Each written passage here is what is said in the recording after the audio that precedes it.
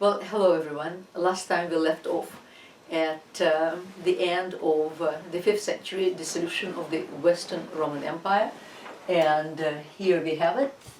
Everything that's colored is the former Roman Empire.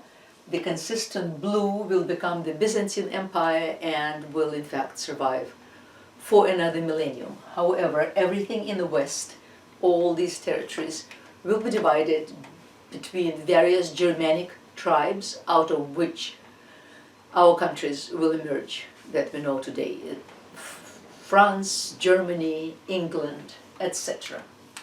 And once this happened, well, it was a very somewhat similar situation to the one we saw in ancient Greece after the dissolution, after the disappearance of Mycenaean civilization. Once the Doric tribes descended from the north, there will ensue about 300 years of so-called darkness. In other words, we really don't know what was going on. But about the year 800, things began to wake up, because nothing lasts forever. Well, it's a very similar situation here. By about the year 500, things did not look well, and consequently life will become very sad. The standard of life will in fact drop down to pretty much beastly level. There'll be no learning, there'll be no writing, no reading, let alone thinking or speculating. Whatever learning will survive, it will survive in fact in monasteries. Monasteries also will have libraries, and whatever manuscripts, the original manuscripts we have today, will come, many of them, from the monasteries. But again, nothing lasts forever, and about 500 years later, give or take, around the year 1000, things in fact began to wake up. The early Christians expected the second coming, but the second coming never came, and one cannot wait forever, because life does go on. However, around the year 1000, there was a renewed fear of the second coming, which also never came. The year 1000 came, nothing happened, and suddenly it almost seemed as if there was this communal sigh of relief, and things began to move somewhat. Particularly, people began to move, and they began to move towards centers of interest. And while for us centers of interests may be many, for them centers of interests were relics, and places where presumably relics were said to perform miracles. In other words, pilgrimage began in earnest. And the great centers of pilgrimage were, well, Rome, of course. Well, Jerusalem, yes, but Palestine was in the hands of Islam, so that made things difficult. However, of course, Rome, however, there was another place, a very popular place called Santiago de Compostela, where Saint James, said to be Jesus's younger brother, was said to be buried. And here it is, Santiago de Compostela. It is at the very north of Spain. And here we have another map. All these routes, as you see, led to Santiago de Compostela, right here. Well, think of today's tourism. When we go, anywhere we go, we need restaurants, we need hotels, we need basic conveniences, and that's pretty much what began to happen there. Churches began to be built on these routes, with hostels that could accommodate the pilgrims, that could feed them, where they could sleep, where they could maintain minimal hygiene. There was no hygiene to speak of back in those days. But in the main cities, well, there were more villages at that time, But still, the churches were built, and as humanity began to move, obviously exchange began to happen. And as exchange began to happen, uh, then life began to wake up. And the original churches that were built in the so-called Romanesque style. It's a misnomer, and it is a name that was given to the movement later, in the 19th century, I believe. And all that, it's sort of the same thing as when we used to say Hellenistic, sort of Hellenic, not quite. So originally it's a pejorative term. Same thing here. Sort of Roman, but different. And as a result, we have Romanesque. But the basic features that this architecture will show will be the round windows, the arches, and that of course will immediately show us the Roman influence. And thus we'll return to this map a number of times. Right now we're going here. It's in the south of France, right here on the way to Spain, in the town of Conques, that this delightful church was built sometime after the year 1000, as you see, 1031 to 1065, give or take. And here it is. It is located in this incredibly beautiful, picturesque area of France. And as you see, all the arches are the round arches. And the plan of the church is our old basilican plan with certain additions. So right here, the base of it is our basilica. The nave in the center will have clerestory windows.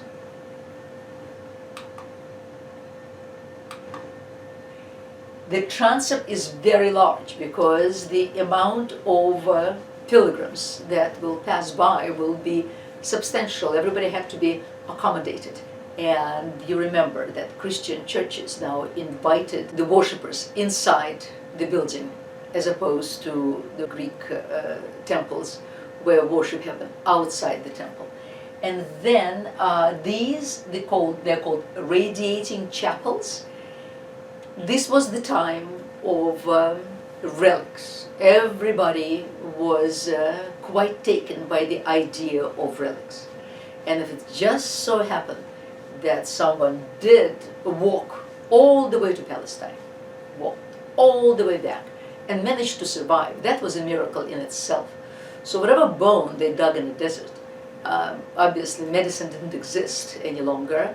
They brought back that bone, and it was immediately proclaimed to be a finger of one saint or a thumb of another, and another structure was needed for that, and that's when these chapels came into being, because the main apse, the main altar, was for the main saint of this area. But then there were more relics, and the more relics the church had, the wealthier that church will become, because the pilgrims will come and bring donations. So that's how these radiating chapels came into being.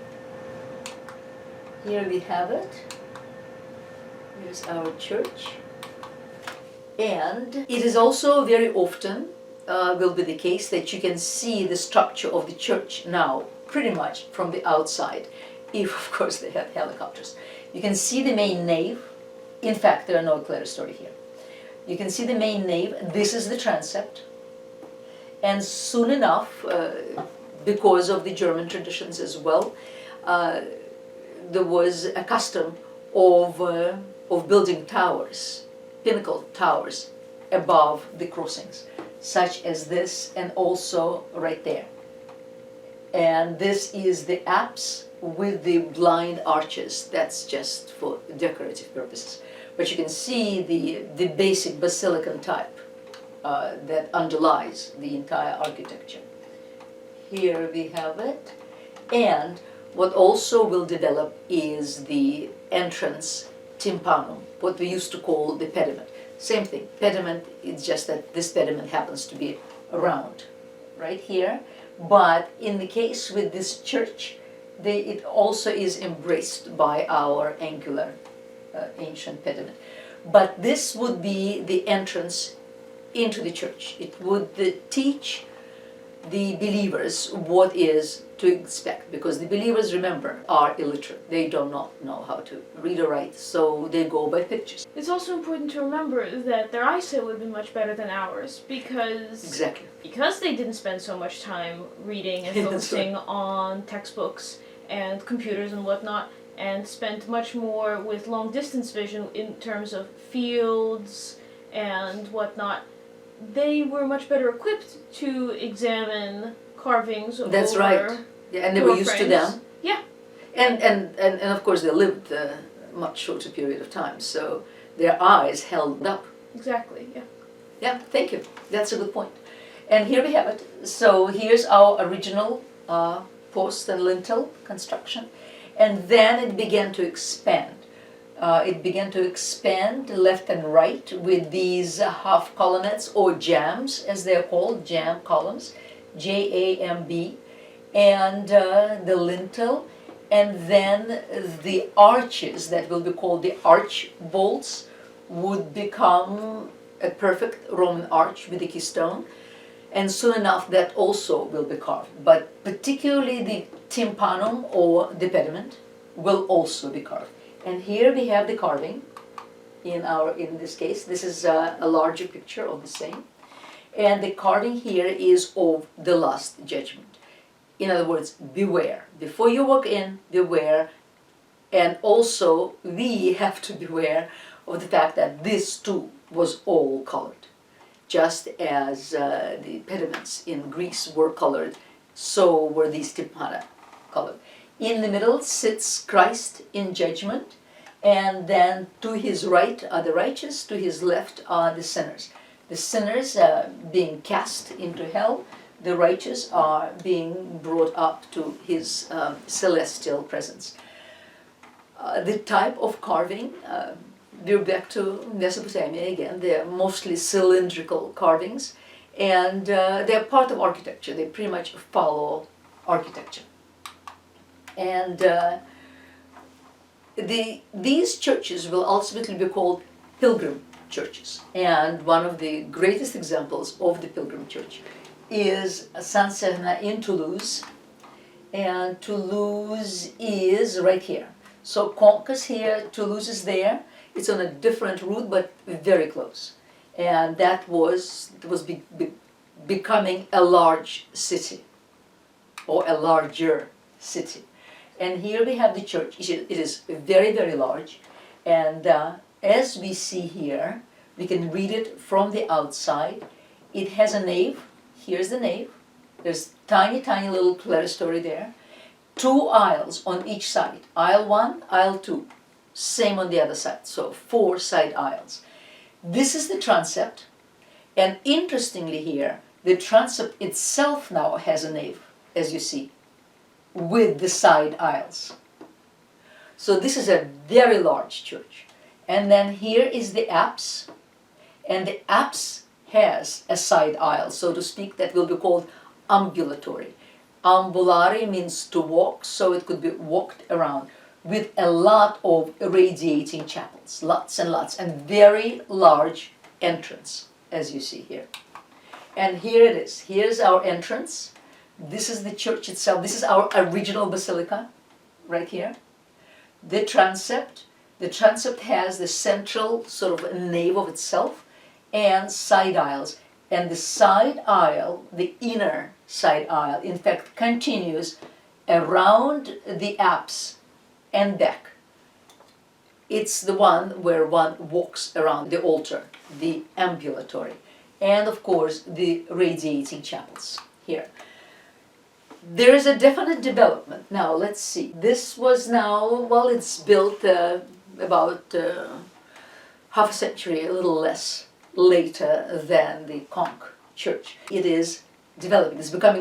For one thing, it is becoming taller. And we see the barrel vault. That's all done of masonry, because the technique of cement is lost by now. We're basically watching the development of a basilica, because at this point, instead of the columns along the nave of the basilica, we now have piers with the so-called engaged columns. And then the space up above is pierced with windows for the light to come in. And as we walk in, our eyes are led directly to the altar, right here. And then there are two side aisles on each side. And everything is represented by a true Roman arch.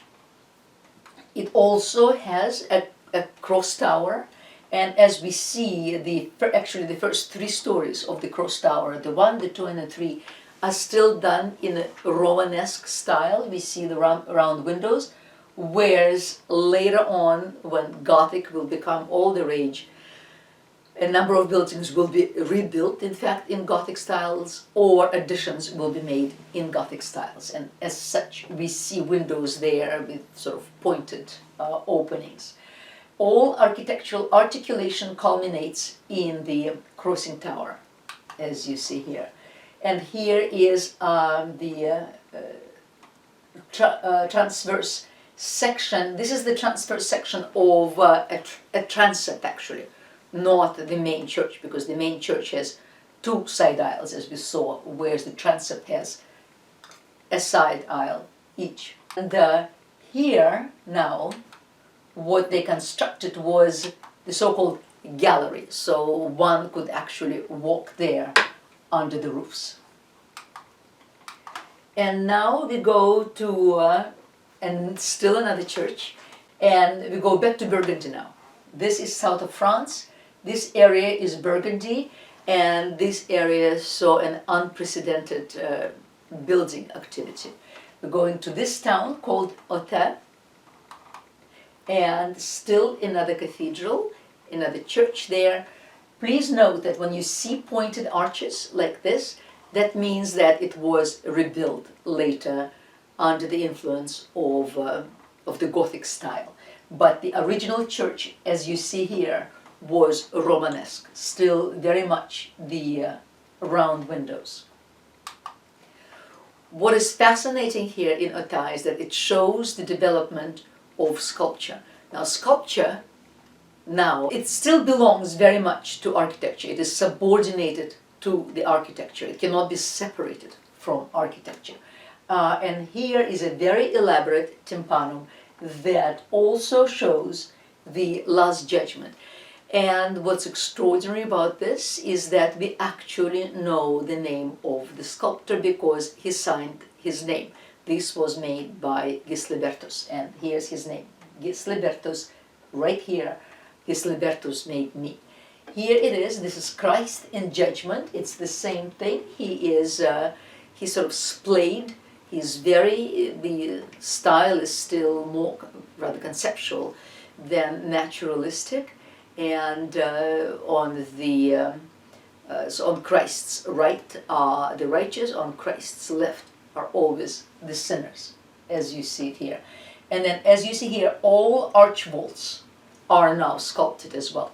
Some with angels, some with just decorative motif. And the central jamb, which is called the trumeau, is also carved and sculpted. So more and more sculpture appears, and clearly there is great interest in decoration. Here we have it. This is as we walk in. This is what we would see today, and here you can see the entire tympanum. Here is Christ. He is, as I said, he's sort of splayed against the background, looking at us. He is placed in what's called a Mandola. It's an almond-shaped egg that perhaps resembles the Virgin's womb, and it is sacred in itself, called Mandola. Very often one will see Christ in a Mandola. And here is hell, and people were extremely imaginative, and in fact, when one really looks at the details, it's quite horrific. So that's where perhaps Bosch got his ideas later on, and of course the surrealists all comes from Greece, while these extremely elongated figures on the left represent the saved souls that proceed upwards. Right here, this sort of aqueduct-looking image right there represents heaven. And here you can see it better. You can see that this is our aqueduct. That's the heavenly apparition, and the righteous proceed upwards. And on the other hand, here we have the devils and the damned and all sorts of tortures that they endure. Another interesting thing with the Romanesque cathedrals is that, I mean, it was a transitionary step towards Gothic. This is when building began, and as a result there were no particular rules. One looked back at the Roman architecture and whatever was left of Roman sculpture and tried to emulate that, adopting that to one's own conceptions now of Christianity. And the craftsmen who worked there, the stonemasons really, a while back they were all pagans. I mean, they were not converted immediately. And many pagan notions very much existed alongside Christianity. All sorts of superstitions.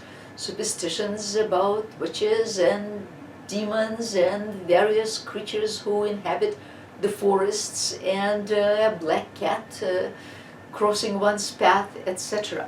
And so as they carved these houses of faith, they nevertheless brought in a lot of their own beliefs. And we see a lot of them on the capitals, because they're no longer classical orders, because the column capitals are now very often narrative. And as such, we see many stories. In this case, for instance, there is a story, sort of like the fables that involve animals acting out human parts. And here we have a stork that seems to be performing a surgery on something that looks like perhaps a lion, getting something out of his throat. And here's still another, a man who seems to be removing a splinter from an animal's paw. And those were fascinating. And then suddenly we actually begin to see a nude, because nudity was forbidden, even though when one represented hell, then the church couldn't do much about it, because, well, one was naked in hell, and so it had to be represented as such, even though in many cases they attempted to cover the nudity. But then we actually see from the lintel of the north portal of Saint Lazare, of that same church, we see something that looks like Eve almost. And she is nude and curious, and she emerges from the trellis in all her lovely nudity. And that's something fascinating, because clearly human imagination and human desire were making themselves felt in these carvings. We next go to a great Benedictine Abbey of Vézelay. It is also here. The first crusade was meant to be preached from Vézelay, and the first crusade took place in Urban II, the Pope, preached the crusade in 1095, and the Crusaders finally reached Jerusalem by about 1098. And here is the facade with the outside entrance into the church. But then there's another entrance. Here, Vézelay stood at the beginning of one of the 4 major routes through France for pilgrims going to Santiago de Compostela. Let me see. Here, as one walks through the outside entrance, one walks into into a vestibule, into this stone vestibule, and then has to go through still another set of doors. And it is here that the tympanum is fascinating. And here we have it. This is the vestibule, this is the original door. Walk through the door, find yourself in the vestibule, and here is the entrance. Here we have it. Now, because the First Crusade was meant to be preached from this church, what this tympanum now represents is not the Last Judgment, but the mission of the apostles. The mission, the Basilic Christ is pictured contrapposto, because as you see, his knees now are moved to the left, so it's a more sophisticated twist to his position, as opposed to just splayed against the background. And his arms are wide, and he's delivering a message. He's not exacting punishment, as in the Last Judgment. The Basilic Christ is sending the crusaders out. In this case, he's sending his apostles out to convert the unbelievers. He's not judging them. Indeed, the crusaders were guaranteed remission of all sins if they participated in crusades. In other words, all their sins were forgiven in advance. So they could loot, burglarize, burn, anything they wanted. So long as they were going on a crusade, all their sins were remitted.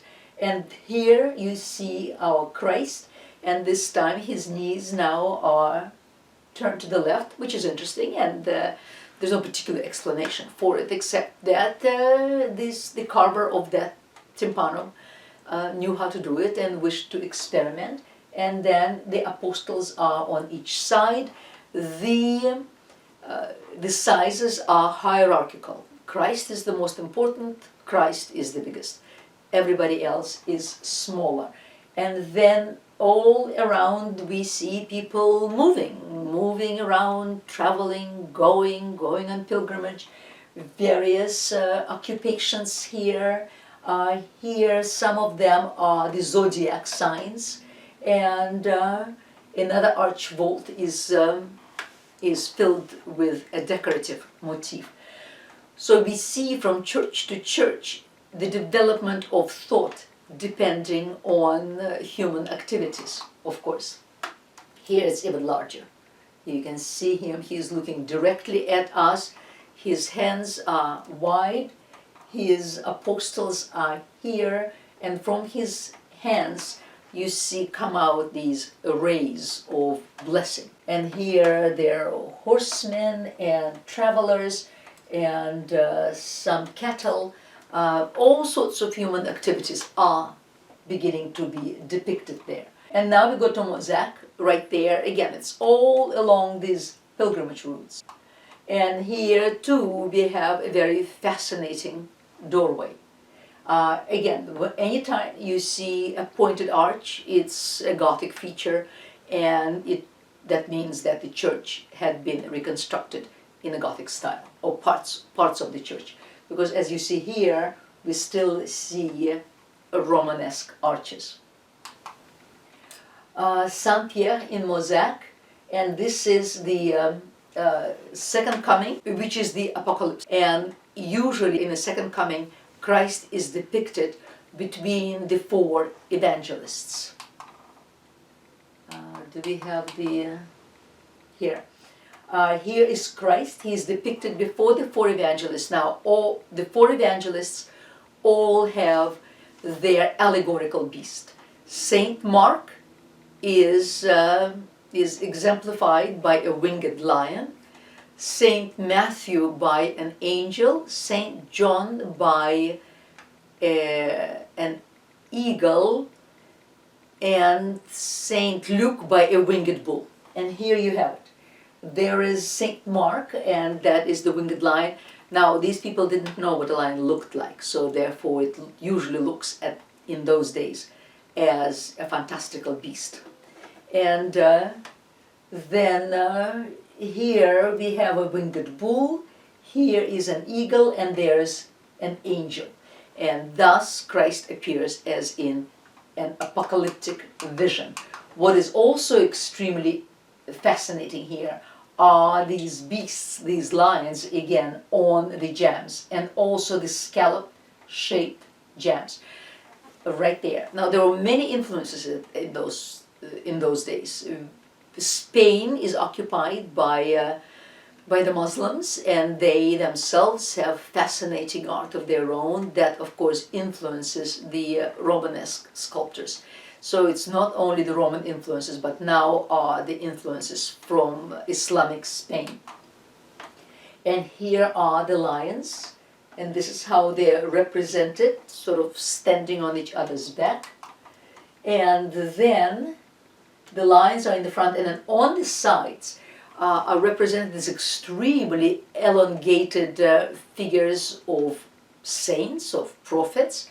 We're not quite sure. It's possible that this is a prophet Jeremiah or Isaiah, and here he is with his incredibly long mustaches, and he stands in this incredibly sophisticated, really remarkably sophisticated, twisted position, which in itself is very interesting. So whoever was carving these was very good, and clearly wanted to experiment with various shapes and attitudes. Here we saw this, and then this is what ultimately will happen to the Roman Forum. The Roman Forum we saw in the case of St. Peter's, it became rather an enclosure at first to the original churches, but then it became a cloister in great churches and monasteries, as you see it here. And yes, they're very evocative, they're very calm, and that's what they were meant for. They were meant for the monks to walk around, contemplate, reflect as the time will move forward. Writing will reappear, writing particularly in monasteries. So all these spaces for contemplation and thought were very valued here. And again, as you see, the capitals are all very different. There are no classical orders anymore, and the capitals could truly reflect just the craftsman's fancy, or of course an abbot could come and ask for a certain scene to be represented. I mean, anything was possible with the Romanesque architecture.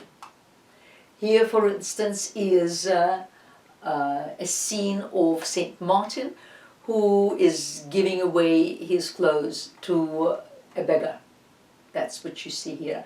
On the other hand, above are fantastical beasts that clearly came out of some pagan imagination, originally pagan imagination, back a millennia ago. Saint Trophime is about here, right there, again, in the south of France. And it just so happened that, especially closer, of course, to the Mediterranean and closer to Italy, that classical sensibility is introduced in these churches. And suddenly we see this very compelling, remarkable symmetry in the entrance. There is a tympanum and the arch vaults, but then the columns, they acquire a more classical look. In the north, you see, often if the capital was not a figured capital, often they would use the flora, the local flora, not an acanthus leaf that acanthus plant grows around the Mediterranean, but some other flower that grows, for instance, in the north. And so here we have this sudden discipline in this building, and even the tympanum is reduced only to the vision of Christ with his four evangelists. There is nothing else. Our eye does not stray any longer. And then on the sides, some saintly figures are represented. And thus we have our tympanum within the pediment, and Christ is represented as a king of heaven with a crown on his head, with Saint Mark as a winged lion, and suddenly the lion, in fact, looks quite realistic. And then lion on the right, a winged bull on the left, that's Saint Luke. And then above Saint Luke is an eagle, and that's Saint John. And above Saint Mark is an angel, and that is Saint Matthew. And that is it. There are no people going around, there are no zodiac signs, there are no apostles going off, there's no last judgment, there's no punishment, no forgiveness. It's all concentrated on the message at hand. And that in itself is, it's almost sort of returned to a classical tradition in principle. And then here on the sides again, we see the figures of saints. They may be apostles, they may be local saints. Now the apostles seem to be right here, and then there are various figures here, but all is done very methodically and very rationally, which is lovely. Then we go to the north of France, and that is Cayenne, right there in Normandy, and we see something rather fascinating appearing there. Now we are into the 12th century, and in the 12th century Gothic will be born about the same time in Paris as Cayenne is being built in Normandy. So Cayenne basically is still a Romanesque church, as you see here, but again very methodically and almost geometrically divided. The facade presents a very cohesive whole. There are two identical towers, very symmetrical on each end. The facade itself looks like a perfect square, and then this square is divided into three registers, the 1, the 2, and the 3, and then it also is divided vertically into 3 parts, 1, 2, 3, 3 windows, and then 3 openings here, 3 there.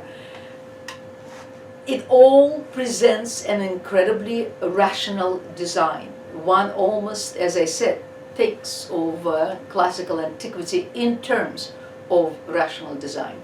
And it's not just that the architecture will begin to revive after the year 1000.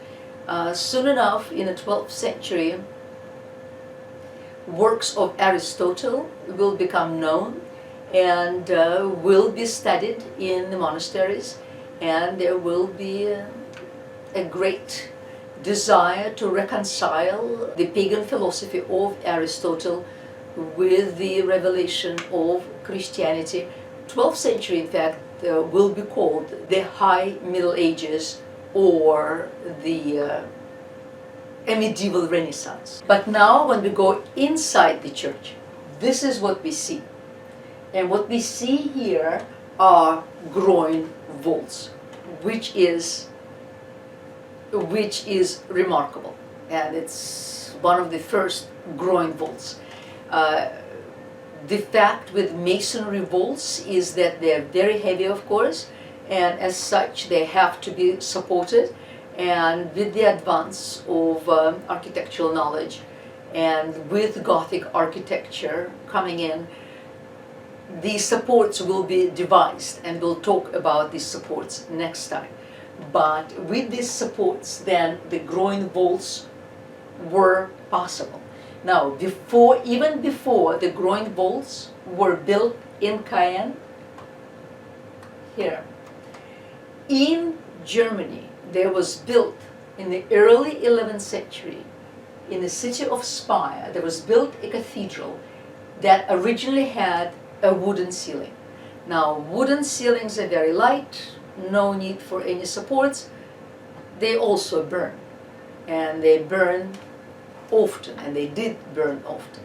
So after one of those fires, it was deemed necessary to build a masonry vault. And here it was built, and that was one of the first, in fact, with the groins, except, I mean, it was a cross vault, because here we have it. This is our arch, our Roman arch, and this is where the thrust is exercised. So it pushes the wall apart. The barrel vault is the continuation of the arch, and of course the thrust is tremendous onto the walls. However, a groin vault, as you see, is the crossing of the two barrel vaults. And what happens in the crossing is that all the thrust then goes into the seams, into these four corners where the two vaults intercept, and thus lightens up the load. So that in itself is a wonderful feature. But then when the groins are introduced, then the groins all the more direct that thrust. The groins or the ribs. And this is what we see happening. First, it happened in the Speyer Cathedral in Germany. And as you see, the original is the early 11th century. However, around the year 1100, it was rebuilt. The roof was rebuilt and the groins were introduced. And then, even more so, they were introduced in Saint-Étienne, in Caen, with the ribs this time. And this is what Gothic architecture will pick up, of course, and develop further. But when we look at these interiors, please always remember our Roman basilica, because that's what's at the root of it. We still have this Roman basilica. There's a transept now in the middle that the basilica did not have. That was introduced by the Christians.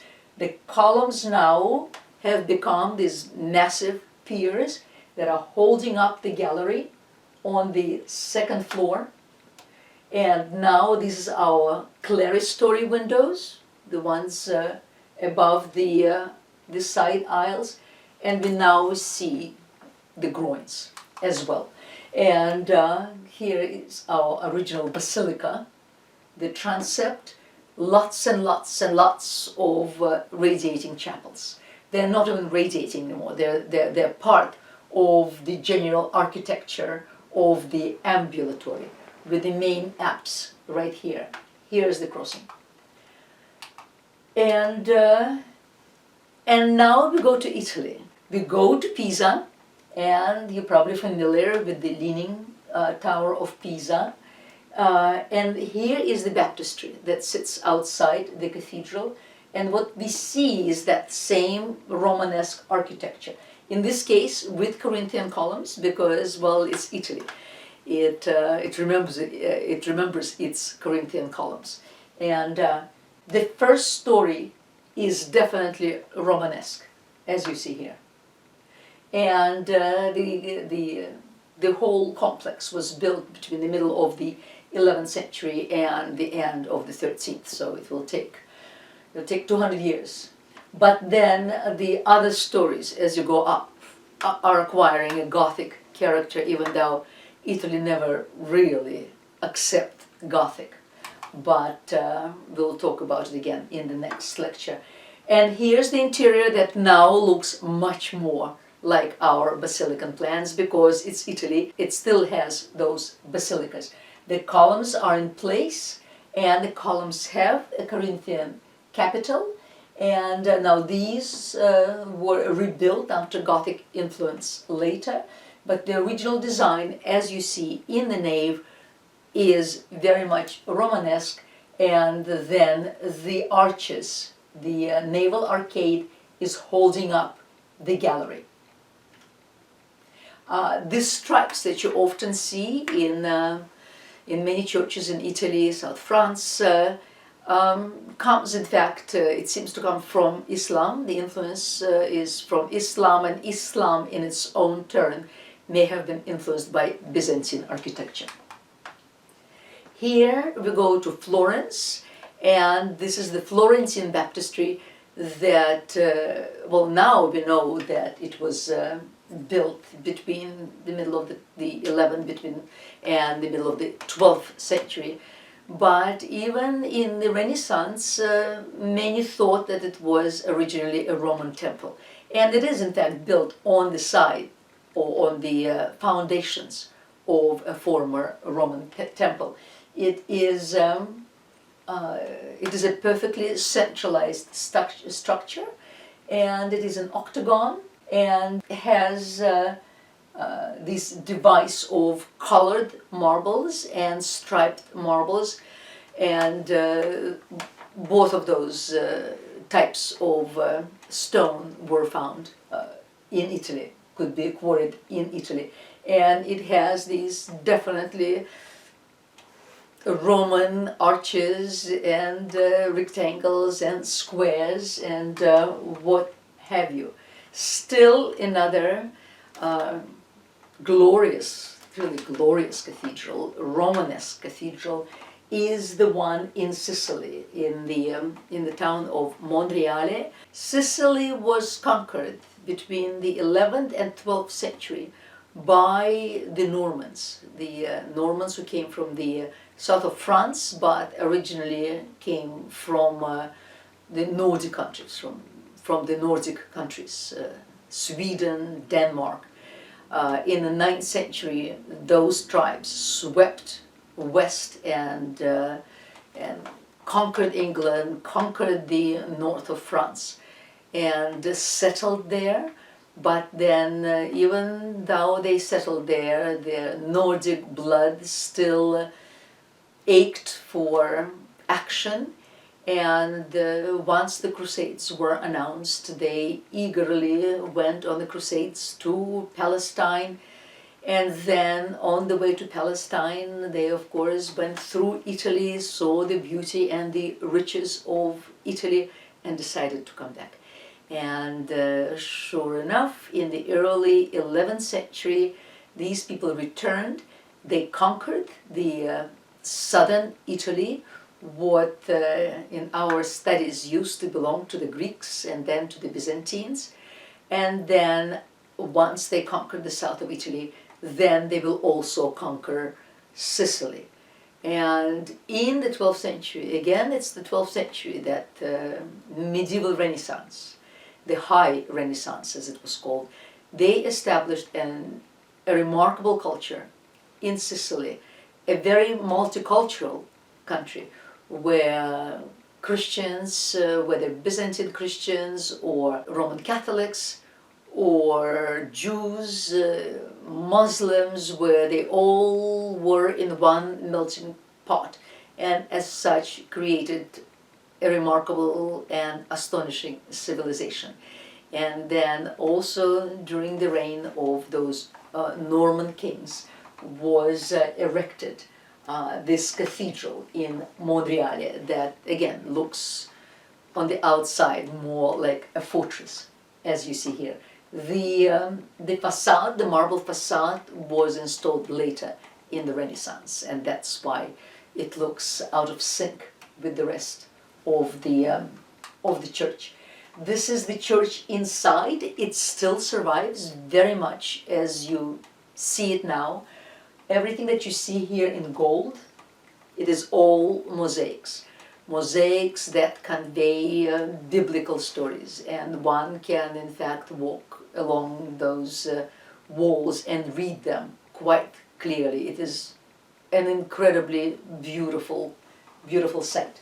At the end is Christ as Pantocrator, which is a Greek word for the all-powerful. So in the apse, semi-dome, is Christ the Pantocrator. They were very much influenced by the Byzantines, and in fact the Norman kings did call the Byzantine architects and Byzantine artists and mosaicists to come to Sicily and do their bidding, which is why much of Sicilian art is very much Byzantine art, and as such deeply, deeply fascinating. Also on the outside, as you see here, what you see is the apse. It's the outside of the apse, and what it shows also not just the Byzantine influences, but also Islamic influences. The architectural and artistic style of the cathedral is peculiar to Sicily and goes by the name of Norman, Arab, Byzantine, underlining the fact that the building is a vivid reflection of the island's multicultural medieval history.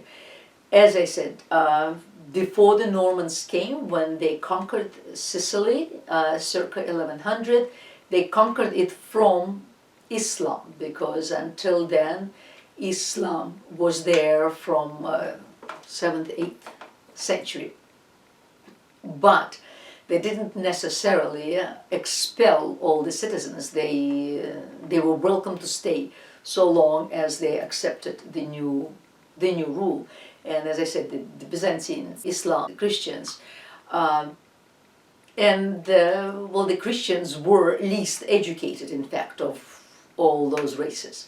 The Byzantines still had those imperial traditions, and Islam spread in the 7th to 8th century, but once it stabilized, it became extremely hungry for knowledge, and particularly Greek knowledge, and as such Islamic scholars, mathematicians, philosophers were very eager to search and preserve ancient Greek manuscripts, translate them into Arabic, and then work on the problems further, particularly in mathematics.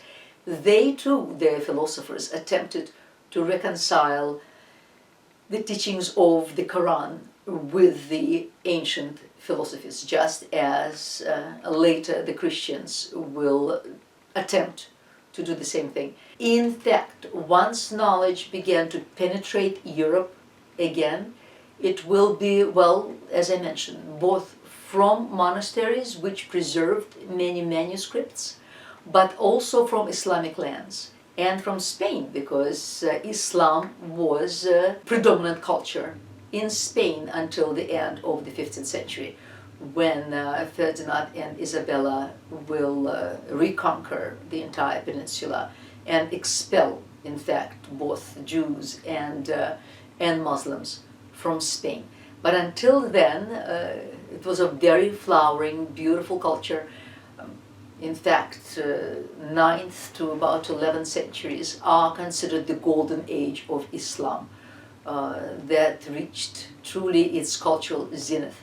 And as a result, when Europe finally, at the end of the 11th century, beginning of the 12th century, began to wake up culturally, intellectually, artistically, what helped very much was the knowledge and the influences that came from Islamic Spain, also from Sicily, in addition, of course, to the recovering of manuscripts from the monasteries.